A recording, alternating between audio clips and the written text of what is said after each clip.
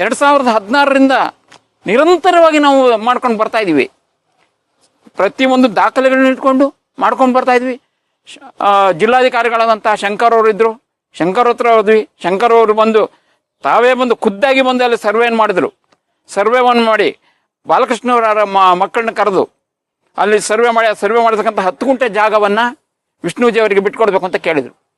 ಆಗ ಒಪ್ಕೊಂಡು ಒಂದು ಪತ್ರವನ್ನು ಬರೆದು ಕೊಡ್ತಾರೆ. ಡಿ ಸಿ ಆಫೀಸಿಗೆ ಬಂದು ಕಾರ್ತಿಕ್ ಅವರು ಬರ್ತಾರೆ. ಡಿ ಸಿ ಆಫೀಸಿಗೆ ಬಂದು ಅವರು ಕೊಡ್ತಾರೆ. ನಾನು ದಾನವಾಗಿ ಕೊಡ್ತಾ ಇದ್ದೀನಿ ಒಂದು ಪತ್ರವನ್ನು ಬಿಡು. ಆ ಪತ್ರ ಕೂಡ ಇದೆ ನಮ್ಮ ಹತ್ರ ಇವತ್ತಿನ. ಯಾರು ಕೊಟ್ಟಿರೋದು? ಕಾರ್ತಿಕ್ ಅವರು ಕೊಟ್ಟಿದ್ದಾರೆ. ಅವತ್ತು ದಾನವಾಗಿ ಕೊಡ್ತೀನಿ ಅಂತ ಇದೆ. ಅದನ್ನ ಮತ್ತೆ ಕೋರ್ಟ್ನಲ್ಲಿ ಹೇಳಿದ್ರು, ಇಲ್ಲ ನಾವು ಏನು ಕೊಟ್ಟಿಲ್ಲ ಅಂತ ಹೇಳಿ. ನಮ್ಮದು ದಾನವಾಗಿ ಕೊಟ್ಟಿರ್ತಕ್ಕಂಥ ಪತ್ರ ಇದೆ, ಡಿ ಸಿ ಅವರಿಂದ ಇದು ಆರ್ಡರ್ ಆಗಿದೆ. ಅದು ಆ ಪತ್ರಗಳಿದೆ ನಮ್ಮ ಹತ್ರ ಎಲ್ಲ ಇದ್ದೂ ಕೂಡ ಈ ಒಳಗಡೆ ಯಾರು ಏನು ಮಾಡ್ತಾ ಇದ್ದಾರೆ ನನಗೆ ಗೊತ್ತಿಲ್ಲ. ವಿಷ್ಣುಜಿಗೆ ಕಷ್ಟವನ್ನು ಕೊಟ್ಟು, ಆವಾಗಲೂ ಕಷ್ಟಪಟ್ಟರು, ಇವಾಗಲೂ ಕಷ್ಟವನ್ನು ಕೊಟ್ಟು ಅಲ್ಲಿ ಒಂದು ಸ್ಮಾರಕ ಆಗಬಾರ್ದು ಅನ್ನೋಕ್ಕೋಸ್ಕರ ಇದನ್ನ ಮಾಡ್ತಾ ಇದ್ದಾರೆ. ಸರ್ಕಾರ ಇದಕ್ಕೆ ಯಾವುದೇ ಒಂದು ಕ್ರಮವನ್ನು ಕೈಗೊಳ್ಳಿಲ್ಲ.